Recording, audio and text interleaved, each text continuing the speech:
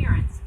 Last week we talked about ages 10 and up, how to deal with tweens and teens and some of the difficulties that can bring, and how to overcome some of those challenges. Today we're going to talk about our 7 to 9 year olds, what they're going through, and just a few different suggestions that how to help the parents get through those years so that you can prepare yourself for the 10 and up years, those teenage years. So the 7 to 9 year olds, where are they and what are they going through? 7 to 9 year olds, they are becoming much more intellectually intelligent as far as having conversations with us and in the way that we look at it. They are becoming to a point where they learn a whole lot really quickly, but they're in a very in-between state as far as being independent versus still wanting to have a lot of parent approval and adult approval. So they are at a point where they see themselves as becoming independent, and their bodies are beginning to tell them, you need to be independent. You need to do things on your own. I want to go over here and I want to try this and I want to try this, and I'm really smart at this. However, when they do these things, they need parent approval. They need adult approval, because without it, they're not really sure that they should continue, how to continue, or that they're good enough to continue. So it's very, very important for parents that once we see, oh my goodness, it's like my kid really wants to go over here and do this by themselves, let them do that by themselves. Don't hover over them. Don't be mother hen, although that's what all of us want to do. Allow them the opportunity to do it, and allow them the opportunity that if they don't do it perfect, it's okay. We're still going to praise them. We're still going to tell them how awesome it was that they did it, how awesome that they tried, how awesome that they did, and making that attempt and at doing whatever it is that they wanted to do. Because then they have the best of both worlds. For 5, 10 minutes, half an hour, whatever it was, they had their independence. And then for 5, 10 minutes after, they had the parent approval that they really are after, that they have to have in order to go do the next independent thing. So as parents, again, it's our job to protect our kids. And the hard part is it's also our job to make sure that our kids are independent enough as they grow up to be able to handle life on their own. And this is a critical stage, that 7 to 9 developmental age. It's critical at developing that independence and helping them to know how to make very positive decisions for themselves that have a lot of moral and ethics to it. So all of the things that you have been teaching kids all the way up, from the very simple things like brush your teeth and wash your hands, to we only treat others the way we want to be treated, we're not mean to other people, we don't say mean words, those all come into play just boom, all at one point in this 7 to 9 year old age group. Because they are becoming more independent, they are looking at what their friends are doing, they are looking at how their friends are behaving.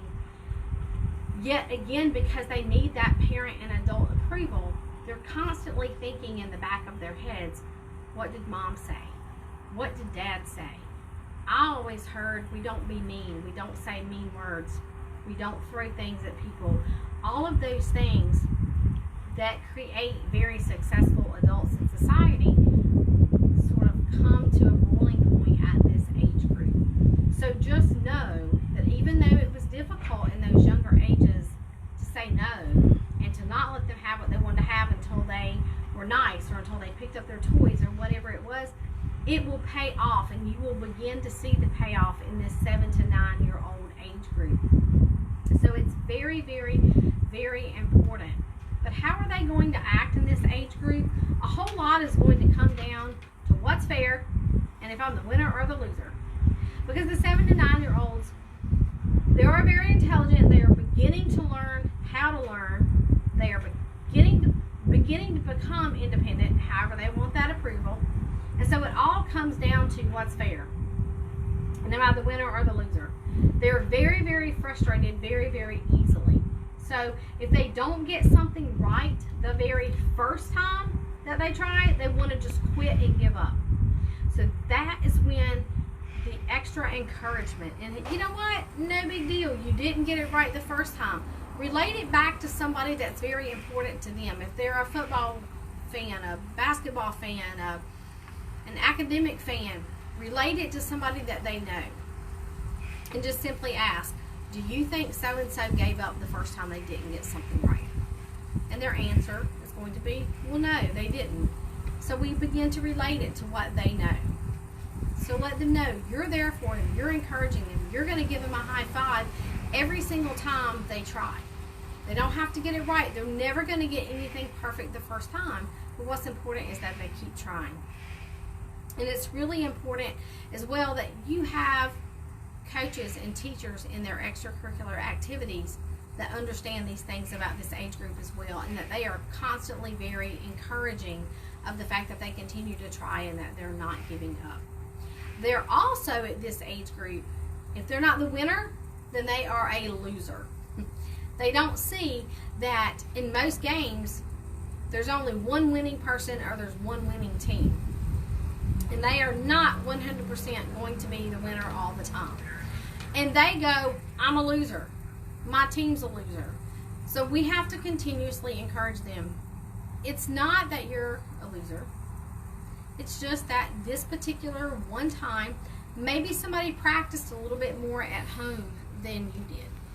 Maybe they practiced a little bit more during the week than you did. So maybe we just need to practice more. Maybe we need to keep trying.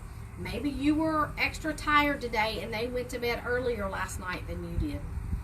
So we have to let them know how many things in life can affect whether or not they're the winner or they're on the winning team, and that just because they weren't the winner or on the winning team, they are not a loser. All they have to do is keep trying and not give up, because that, in fact, is what matters in life.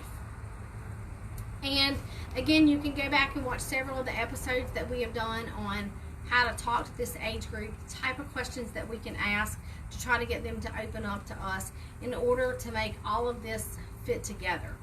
But a lot of times as parents, if we know what to expect out of their behavior, and we know developmentally what's going on with them and sort of where their brains and their minds may be, sometimes it just makes it a little bit easier for us all to get through the day.